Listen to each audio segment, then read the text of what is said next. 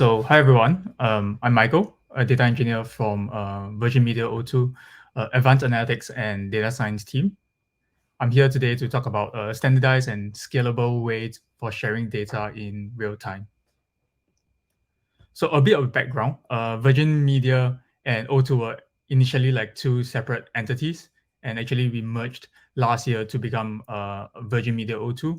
And our vision is actually to become a digital-first company in the UK, in the telecommunication industry, and to use like data to elevate our customers' experience.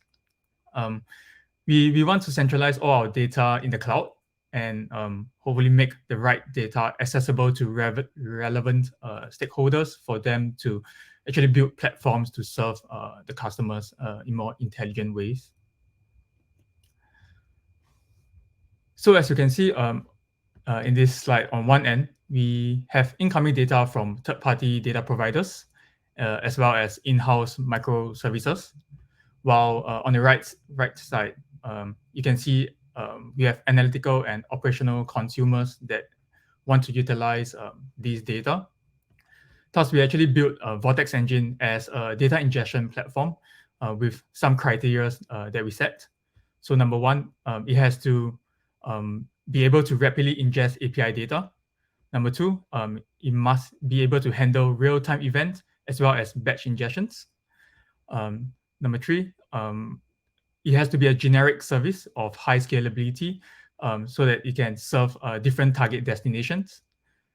And lastly, we do not want to create like endless amount of cloud infrastructures on GCP to service all of this data. So this is a simplified architecture diagram for Vortex Engine. And it only contains, for this diagram, it contains the necessary GCP services to get you or anyone started. So it can be broken down into three main aspects. On the left is the ingestion methods. In the middle, the message queue. And the last part is data processing for the analytical pipeline side of things. So the data actually are ingested either through the Cloud Run or Cloud Composer. And the payload from these services are packaged and published to a message queue before sending to either the analytical or actually both analytical and operational pipelines. For the analytical pipeline, we have a data processing component that actually only does light transformation before determining and pushing the message to the its destination tables in our BigQuery data lake. So in the subsequent slides, I will actually cover in more detail of each individual component.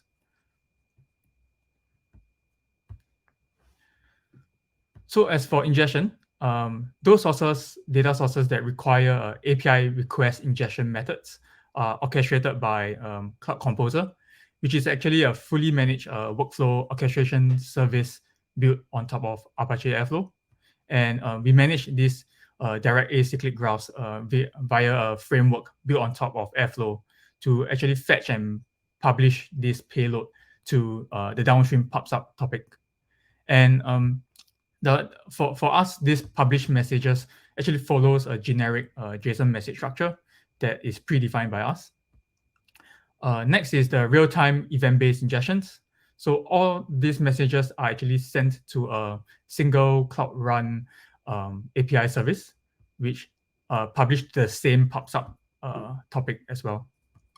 So similarly, this service will also enforce the same consistent generic message structure.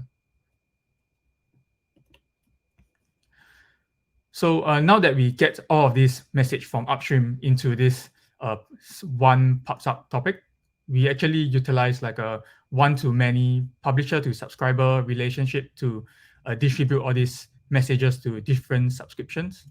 And all these subscriptions can actually utilize or use to filter messages based on the topic using a given attribute so that different operational consumers downstream are able to retrieve the data relevant just for them.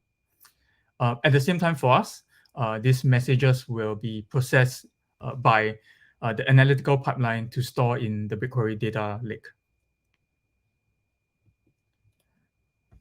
So as for the analytical pipeline portion, we chose Cloud Data Flow for data processing, and so that it's able to handle large amount of streaming messages by auto scaling the number of workers. And we actually chose to deploy our own custom data flow pipeline, as the one that provided by Google can only handle like a single source to a single BigQuery table output. So on the picture on the left, you can see like the data flow pipeline takes in two inputs. One is the main input, and secondly is a side input. So the main input actually takes in the messages from the upstream PubSub services, and the side input reads this slow changing lookup table triggered by this metadata management service. So what does this metadata management service do? It actually creates three unique things. One is the universally unique identifier. It also creates BigQuery target tables, as well as this special table containing the metadata of all of these target tables.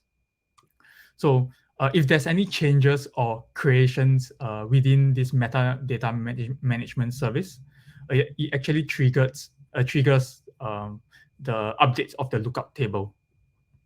So additionally, the identifier created by this service must be added as an attribute in the PubSub message before publishing it to the service.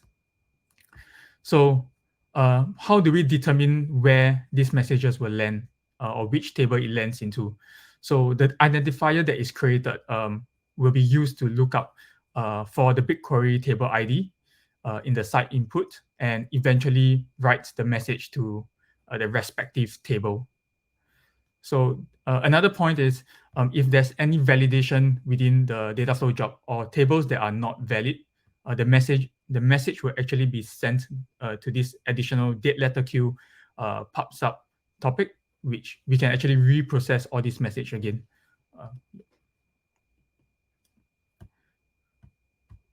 So this slide shows some images that gives a brief overview about the capability of Vortex Engine managing the analytical pipeline. So on the left side, the images, we can see we did a simple load test of about 4,000 event messages sent to the Cloud Run service over a 2-minute period with a single data flow worker. And we can see that we are able to activate these messages with a 50th percentile about in 7 seconds, seen in the PubSub act latency graph. Yeah. So on the right side, you can see is a representation of the past 24-hour timeline on the earlier stage of our UAT environment, similarly with one data flow worker. And the difference in spikes in the PubSub latency actually represents the batch ingestion scheduled by the Cloud Composer with ongoing event-based message, where the larger spikes or amplitudes means there are more messages and records from both the batch and ongoing events. Yeah.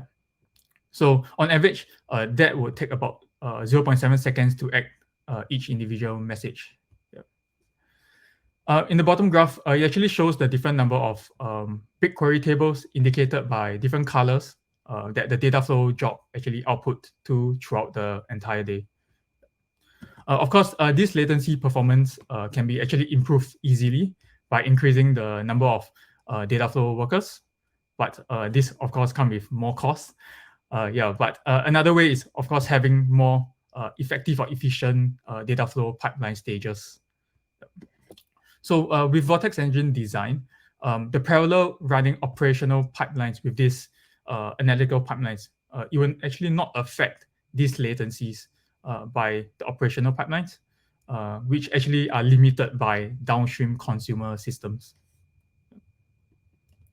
So lastly, we actually envision Vortex Engine to be a software as a service platform that hopefully empowers all our users like data analysts or scientists with the speed, flexibility, and ease to integrate their end-to-end data pipeline to bring more value to our customers.